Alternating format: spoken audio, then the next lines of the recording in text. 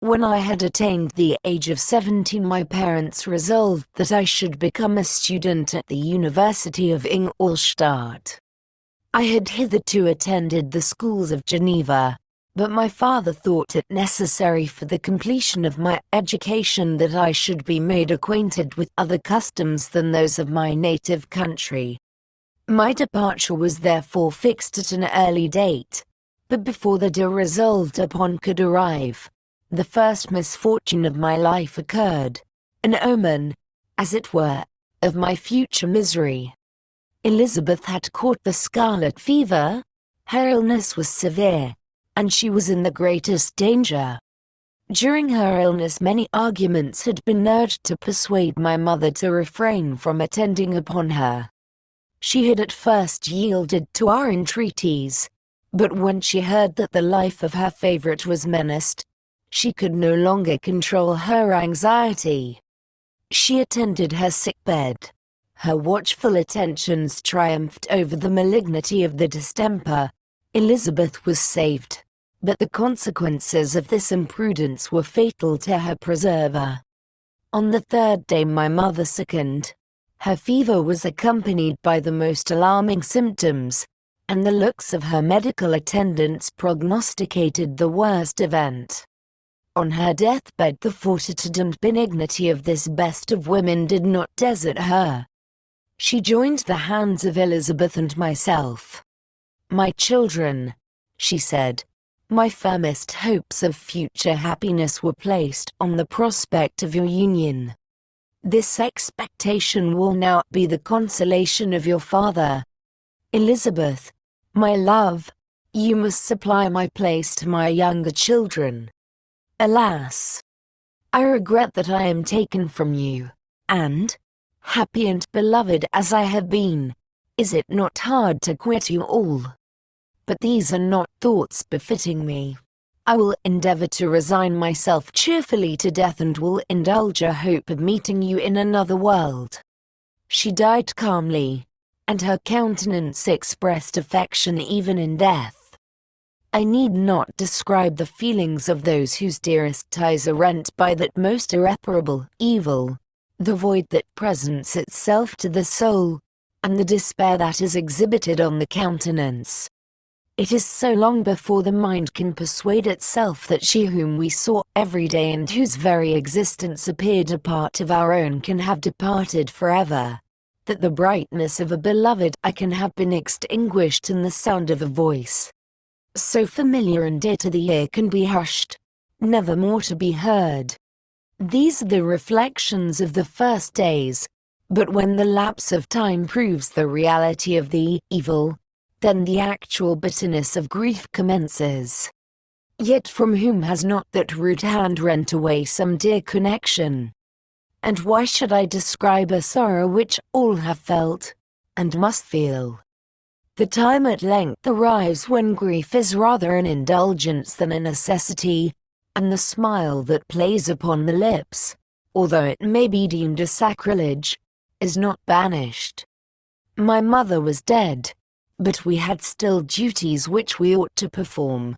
We must continue our course with the rest and learn to think ourselves fortunate whilst one remains whom the spoiler has not seized. My departure for Ingolstadt, which had been deferred by these events, was now again determined upon. I obtained from my father a respite of some weeks. It appeared to me sacrilege so soon to leave the repose, akin to death, of the house of mourning and to rush into the thick of life. I was new to sorrow, but it did not the less alarm me. I was unwilling to quit the sight of those that remained to me, and above all, I desired to see my sweet Elizabeth in some degree consoled. She indeed veiled her grief and strove to act the comforter to us all. She looked steadily on life and assumed its duties with courage and zeal. She devoted herself to those whom she had been taught to call her uncle and cousins. Never was she so enchanting as at this time, when she recalled the sunshine of her smiles and spent them upon us. She forgot even her own regret in her endeavors to make us forget.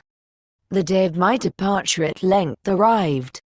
Clerval spent the last evening with us. He had endeavored to persuade his father to permit him to accompany me and to become my fellow student, but in vain. His father was a narrow-minded trader and saw idleness and ruin in the aspirations and ambition of his son. Henry deeply felt the misfortune of being debarred from a liberal education. He said little, but when he spoke, I read in his kindling eye and in his animated glance a restrained but firm resolve not to be chained to the miserable details of commerce.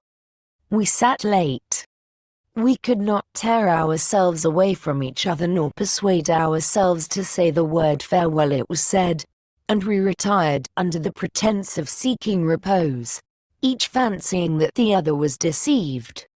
But when at morning's dawn I descended to the carriage which was to convey me away, they were all there, my father again to bless me, Clerval to press my hand once more, my Elizabeth to renew her entreaties that I would write often and to bestow the last feminine attentions on her playmate and friend. I threw myself into the chaise that was to convey me away and indulged in the most melancholy reflections. I, who had ever been surrounded by amiable companions, continually engaged in endeavoring to bestow mutual pleasure, I was now alone. In the university whither I was going I must form my own friends and be my own protector. My life had hitherto been remarkably secluded and domestic, and this had given me invincible repugnance to new countenances. I loved my brothers, Elizabeth, and Clerval. These were old familiar faces, but I believed myself totally unfitted for the company of strangers. Such were my reflections as I commenced my journey, but as I proceeded, my spirits and hopes rose. I ardently desired the acquisition of knowledge. I had often, when at home, thought it hard to remain during my youth cooped up in one place and had longed to enter the world and take my station among other human beings. Now my desires were complied with, and it would, indeed, have been folly to repent.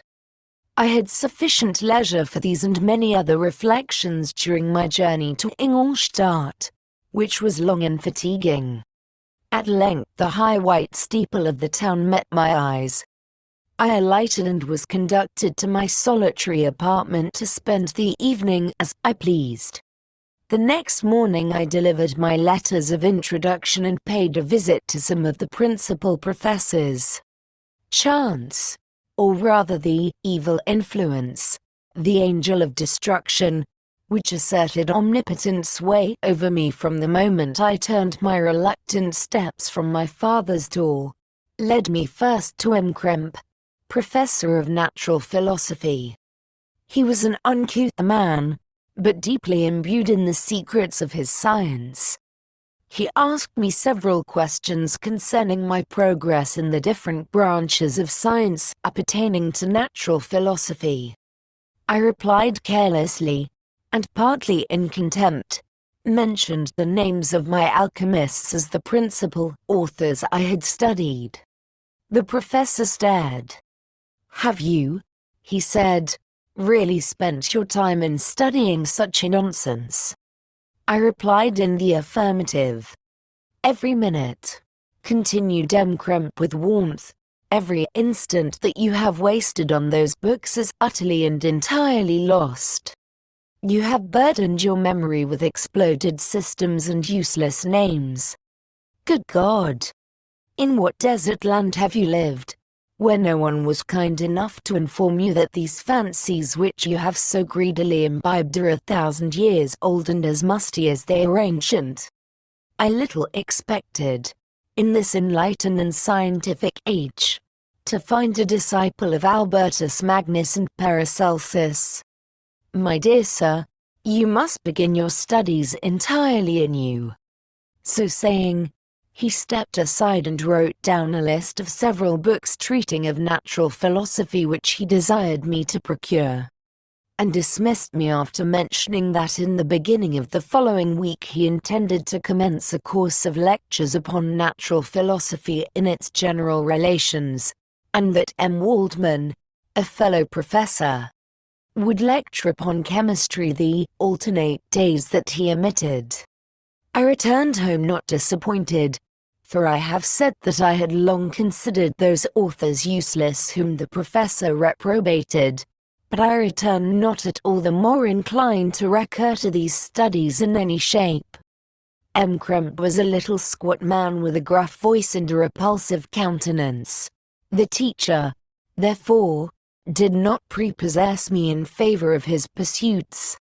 In rather a too philosophical and connected a strain, perhaps, I have given an account of the conclusions I had come to concerning them in my early years.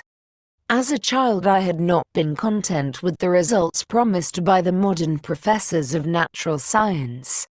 With a confusion of ideas only to be accounted for by my extreme youth and my want of a guide on such matters, I had retrod the steps of knowledge along the paths of time and exchanged the discoveries of recent inquirers for the dreams of forgotten alchemists. Besides, I had a contempt for the uses of modern natural philosophy. It was very different when the masters of the science sought immortality and power. Such views, although futile, were grand, but now the scene was changed. The ambition of the inquirer seemed to limit itself to the annihilation of those visions on which my interest in science was chiefly founded. I was required to exchange chimeras of boundless grandeur for realities of little worth. Such were my reflections during the first 2 or 3 days of my residence at Ingolstadt, which were chiefly spent in becoming acquainted with the localities and the principal residents in my new abode. But as the ensuing week commenced, I thought of the information which M. Crump had given me concerning the lectures.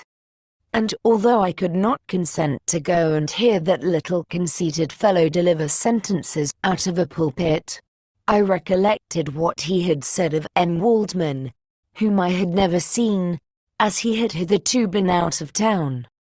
Partly from curiosity and partly from idleness, I went into the lecturing room, which M. Waldman entered shortly after. This professor was very unlike his colleague. He appeared about 50 years of age, but with an aspect expressive of the greatest benevolence. A few grey hairs covered his temples, but those at the back of his head were nearly black. His person was short but remarkably erect, and his voice the sweetest I had ever heard. He began his lecture by a recapitulation of the history of chemistry and the various improvements made by different men of learning, pronouncing with fervor the names of the most distinguished discoverers. He then took a cursory view of the present state of the science and explained many of its elementary terms.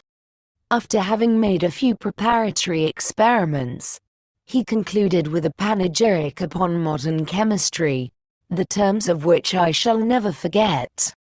The ancient teachers of this science, said he, promised impossibilities and performed nothing. The modern masters promise very little. They know that metals cannot be transmuted and that the elixir of life is a chimera, but these philosophers, whose hands seem only made to dabble in dirt, and their eyes to pore over the microscope or crucible, have indeed performed miracles. They penetrate into the recesses of nature and show how she works in her hiding places. They ascend into the heavens. They have discovered how the blood circulates, and the nature of the air we breathe. They have acquired new and almost unlimited powers. They can command the thunders of heaven, mimic the earthquake, and even mock the invisible world with its own shadows. Such were the professor's words. Rather let me say such the words of the fate, announced to destroy me. As he went on I felt as if my soul were grappling with a palpable enemy. One by one the various keys were touched which formed the mechanism of my being. Chord after chord was sounded, and soon my mind was filled with one thought, one conception, one purpose. "So much has been done," exclaimed the soul of Frankenstein. "More, far more, will I achieve. Treading in the steps already marked, I will pioneer a new way, explore unknown powers, and unfold to the world the deepest mysteries of creation." I closed not my eyes that night. My internal being was in a state of insurrection and turmoil. I felt that order would thence arise, but I had no power to produce it. By degrees, after the morning's dawn, sleep came. I awoke, and my yesternight's thoughts were as a dream. There only remained a resolution to return to my ancient studies and to devote myself to a science for which I believed myself to possess a natural talent. On the same day, I paid M. Waldman a visit. His manners in private were even more mild and attractive than in public, for there was a certain dignity in his mien during his lecture which in his own house was replaced by the greatest affability and kindness. I gave him pretty nearly the same account of my former pursuits as I had given to his fellow professor. He heard with attention the little narration concerning my studies and smiled at the names of Cornelius Agrippa and Paracelsus, but without the contempt that M. Krempe had exhibited. He said that these were men to whose indefatigable zeal modern philosophers were indebted for most of the foundations of their knowledge. They had left to us, as an easier task, to give new names and arrange in connected classifications the facts which they in a great degree had been the instruments of bringing to light. The labors of men of genius, however erroneously directed, scarcely ever fail in ultimately turning to the solid advantage of mankind. I listened to his statement, which was delivered without any presumption or affectation, and then added that his lecture had removed my prejudices against modern chemists. I expressed myself in measured terms, with the modesty and deference due from a youth to his instructor, without letting escape. Inexperience in life would have made me ashamed, any of the enthusiasm which stimulated my intended labors. I requested his advice concerning the books I ought to procure. "I am happy," said M. Waldman, "to have gained a disciple, and if your application equals your ability, I have no doubt of your success. Chemistry is that branch of natural philosophy in which the greatest improvements have been and may be made. It is on that account that I have made it my peculiar study, but at the same time, I have not neglected the other branches of science. A man would make but a very sorry chemist if he attended to that department of human knowledge alone. If your wish is to become really a man of science and not merely a petty experimentalist, I should advise you to apply to every branch of natural philosophy, including mathematics." He then took me into his laboratories and explained to me the uses of his various machines, instructing me as to what I ought to procure and promising me the use of his own when I should have advanced far enough in the science not to derange their mechanism. He also gave me the list of books which I had requested, and I took my leave. Thus ended a day memorable to me. It decided my future destiny.